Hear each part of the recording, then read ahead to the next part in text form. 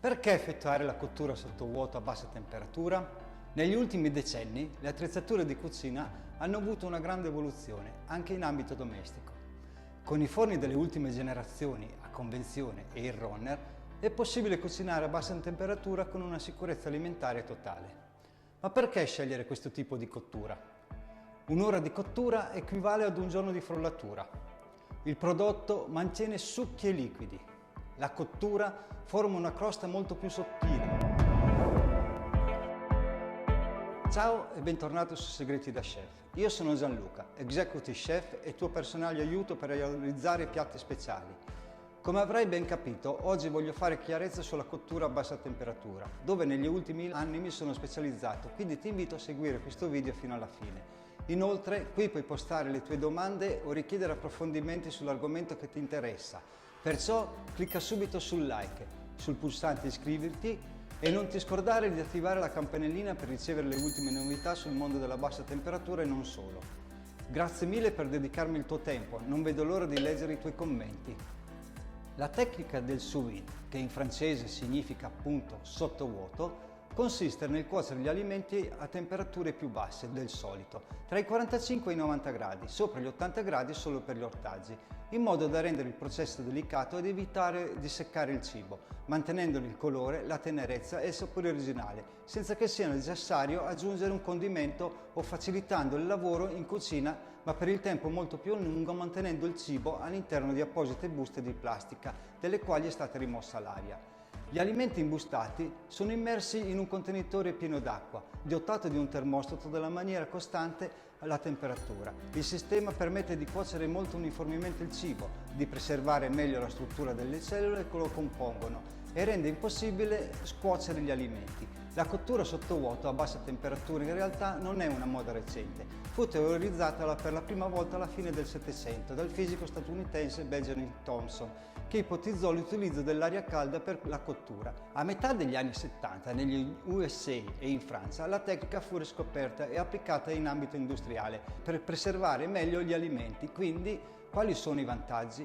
La chiusura ermetica del sacchetto permette di evitare la perdita di succhi e dei sapori durante la cottura, cuocendo tramite il ricircolo di calore che si crea nella sacca. Il cibo è cotto omogeneo, invece di essere scotto all'esterno e poco cotto all'interno. Una sapidità e una consistenza che non può essere ottenuto con altre tecniche di cottura, soprattutto con carni dure. I liquidi di cottura non si disperdono, mantenendo in maniera perfetta anche i principi nutritivi con le conseguenti riduzioni di sali e zuccheri aggiunti. Carni, pesci e verdure sono cotti sempre esattamente come ti piacciono, mantenendo la loro naturale morbidezza, colori, brillantezza, non si seccano, sono succosi e teniti. Perdita di peso ridotto al 50%, facilità di cottura e impossibilità di commettere errori, in tempi di mantenimento si allungano notevolmente. Non si rischia l'effetto bollito perché l'alimento non è cotto in acqua, ma all'interno della sacca sottovuoto. Dunque è una cottura leggera, infatti non vengono aggiunti grassi, ma soltanto aromi a secondo della ricetta. E quindi è una cottura che permette non solo di assorbire tutti i principi nutritivi, che con le altre cotture si disperdono, ma anche più sana e leggera. E gli svantaggi? Non permette a tutti i tagli di carne, ad esempio la bistecca, di acquistare una croccante crosta esterna, la reazione di Maillard. È igienicamente a rischio. La bassa temperatura, infatti, la rende più difficile il processo di eliminazione dei batteri pericolosi che iniziano sopra i 65 gradi e in conclusione bisogna stare attenti alla qualità iniziale del prodotto scelto. Si può cuocere anche a casa col metodo della bassa temperatura? Certo che sì. Per cuocere a bassa temperatura all'interno della tua abitazione ci sono alcuni attrezzi da acquistare. La macchina per il sottovuoto con i sacchetti apposti è uno degli elementi principali. In uno dei prossimi video ti andrò a spiegare il funzionamento, quale scegliere a seconda dell'utilizzo e perché. Tuttavia, puoi chiedere anche al tuo negoziante di condizionare gli alimenti in sottovuoto, ma ricordati di portare gli aromi che ti occorreranno da mettere nel suo interno.